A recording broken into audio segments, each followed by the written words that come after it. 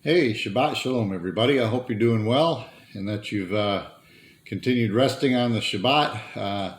This is part 2 of the message, Know Your God and Know Your Enemy. Now, on the first part, I talked a bit about the names and how they are important, the name of the Lord that they found. So I would recommend going back and listening to that message if you're on this message first. So get part 1 before you get to part 2. I don't often do 2-part messages, but the time that this message takes, it takes a bit longer. So, and it's a little bit deeper study. So just wanted to welcome you and thank you for joining. Remember to like and subscribe. That helps us out with the channel and that we grow and continue to get the word out. And blessings to you. And thank you for joining us if this is your first time. So, but I do recommend going back and catching the first part of this message.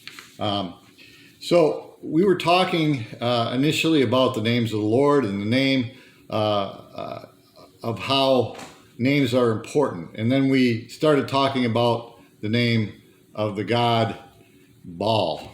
Okay, and this all starts with a confrontation with Elijah in Scripture, but it starts with saying what Ahab did to incur the wrath of the Lord. So Ahab, this is 1 Kings 16, verse 29, and it says, "In the 38th year of Asa, the king of Judah, Ahab, the son of Omri, became king of Israel, and he reigned in Samaria over Israel 22 years.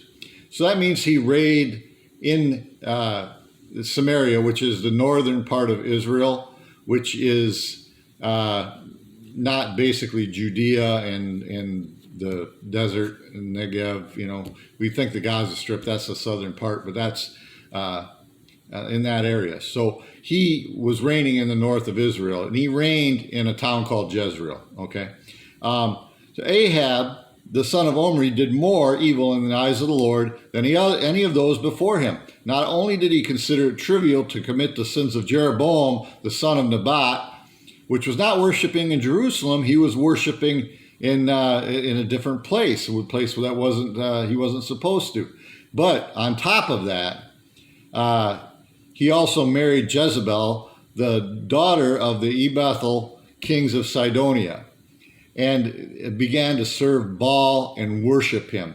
And then he set up an altar for Baal in the temple of Baal, and that he built in Samaria. So he also made an Ashtoreth pole, and he did more to provoke the Lord, the God of Israel, to anger than all the kings of Israel before him.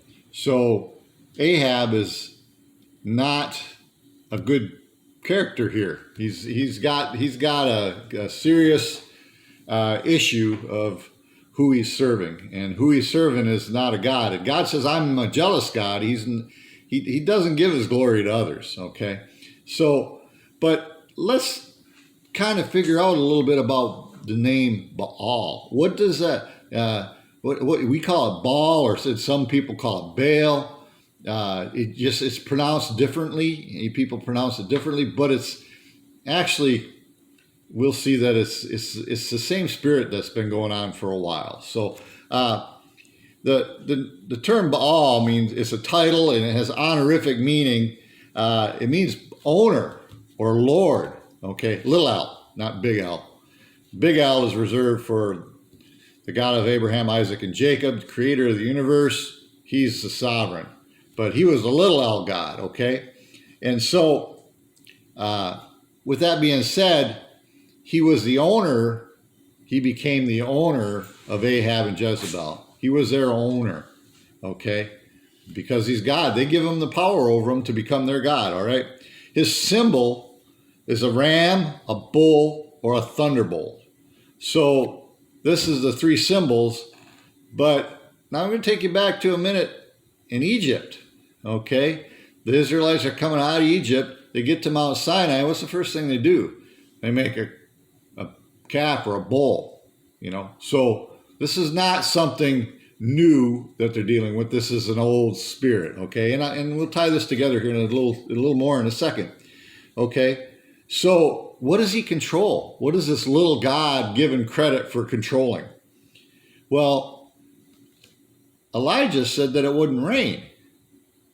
So one of the things that Baal controls, he's the god of fertility. Not only fertility of the people, but fertility of the soil. Okay? Weather and rain. Okay? Wind and lightning is his purview. Seasons, war, and he's the god over the sailors.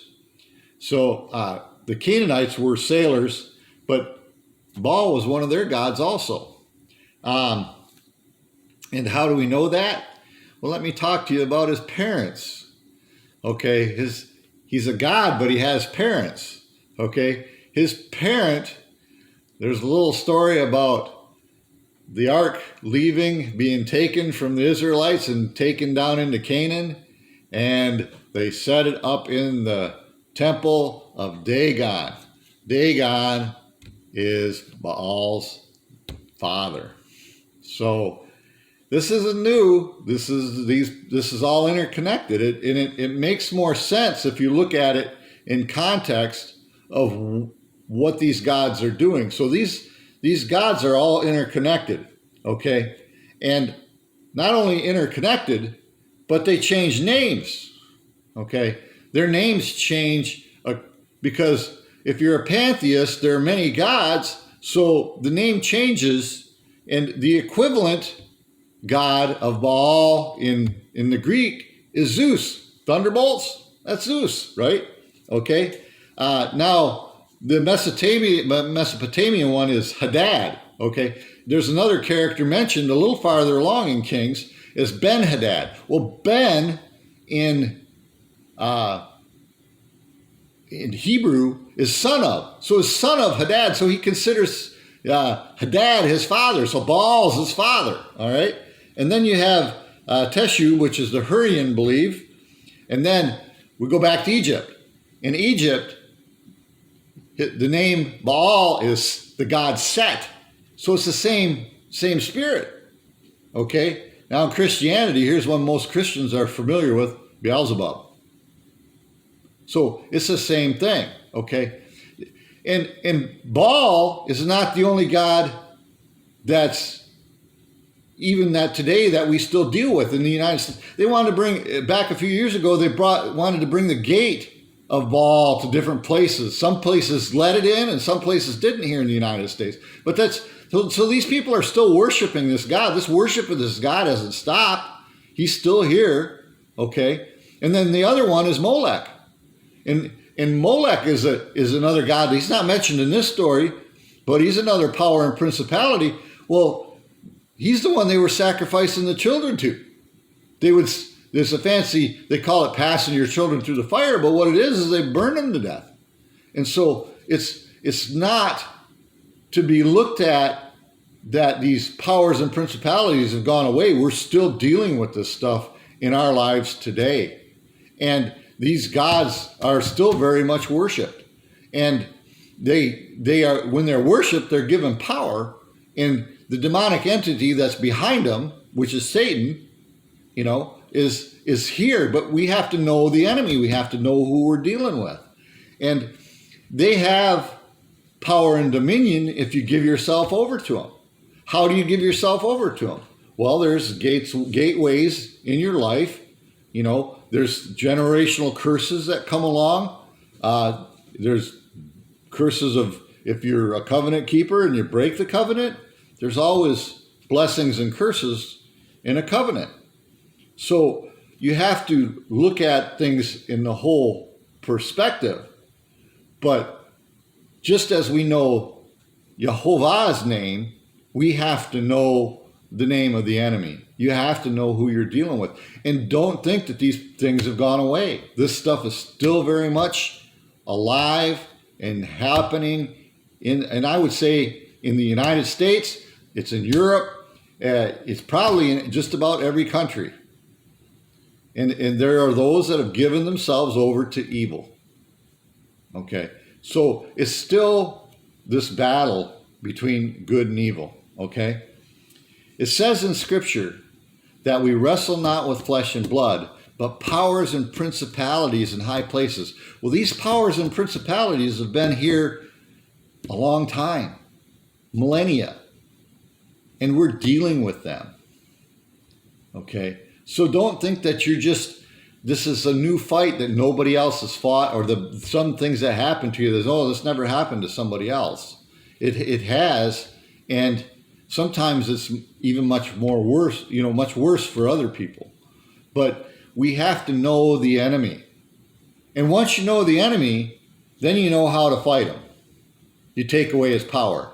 Now, what happened with Elijah is, right, Elijah went to the brook Cherith, and he was fed by the ravens, so the Lord took care of him. And then 3 years later, he hears a word from the Lord, and it says to him, he says, go, it's going to rain, go see Ahab. So Elijah goes to see Ahab, and in this mix, when he goes to see Ahab, he says, how long are you going to waver between two opinions? No, if the God of Abraham, Isaac, and Jacob is the God of Israel, then let him be God. If Baal and these other people are they're worshipers, he's God, then let him be God. But we need to figure that we need to have this sorted out.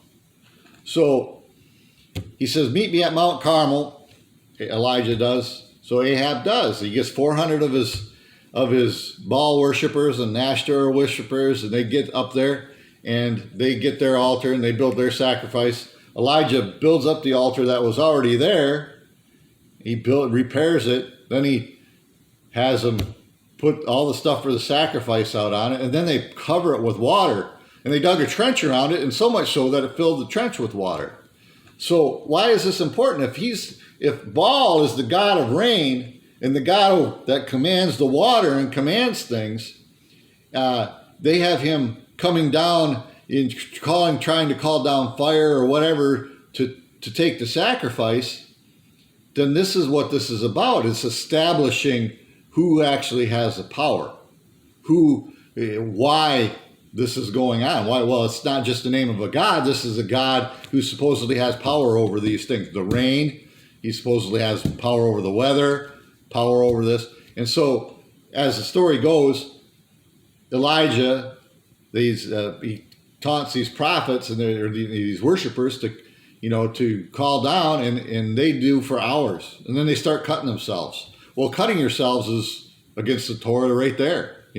That's in Torah. Don't cut yourself. Don't mark yourself. It's there. And so it shows more of what they were doing that's not obedient to the Lord, right? And so with that, what happened then is Elijah had his turn, and fire from heaven comes down. He calls on the Lord. Fire from heaven comes down, consumes the sacrifice, consumes the wood, consumes the stones, consumes all the water, everything. So what is he saying? The Lord's saying, he says, I am powerful. I got power over the water. I got power over the stones. I got power over every sacrifice. Your sacrifices to this other god mean nothing. And so that day, those priests of Baal and Ashtoreth, 450 of them lost their lives, but Israel turned back to God, and Ahab, he was still evil, but his God didn't have the power. His power was stripped in this demonstration. And so we have to understand that these powers and principalities are still out there today, that we are dealing with this. But the God of Abraham, the God of Isaac, the God of Jacob, the true and living God, has the power and the authority. And he has the word in the end. Now, you may think that that's just easy to say, right? But it's not, because I've lived my life many years, and I didn't walk with the Lord for a long time. But I tell you what, I look at my life from day to day, and I see what the Lord has done. I see his hand of blessing on my life. As long as I honor him and do as he asks of me to the best of my ability, I fall short just like everybody else. But he honors and blesses. And this is what you get when you follow the true and living God. But you need to know your enemy. You need to know who you're warring against, the powers and principalities in high places. It's not your neighbor. It's not the guy that was maybe saying mean things to you at the store. It's the spirit that they've given themselves over to. So when you war with the Lord, and you war against the powers and principalities in high places.